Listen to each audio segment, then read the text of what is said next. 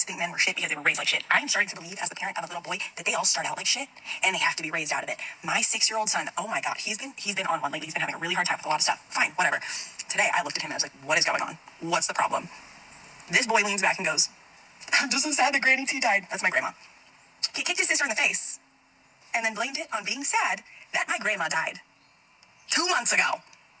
I used to think men were shit because they were raised like shit. I'm starting to believe, as the parent of a little boy, that they all start out like shit and they have to be raised out of it. My 6-year-old son, oh my god, Let's assume a father came on and actually said that about his daughter. The comments would be completely different. You all would be railing against him. And rightfully so, because that's a horrible thing to say about your own child, that his default setting is that he is a piece of S. Did you know a lot of personality actually comes from genetics? Fun fact. Personal genetics, actually. I'm starting to believe that many of you should not be parents.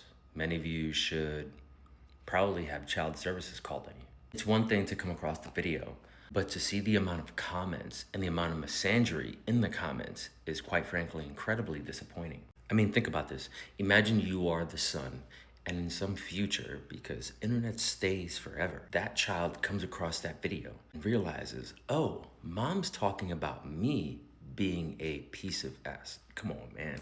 Come on. We've now hit a level of feminism and misandry that actively calls for their own child that they are raising to not be a boy, and that they are by default setting a piece of S. Think of the brainwashing now that has to happen to that child that simply had an emotional outburst because he learned it from home.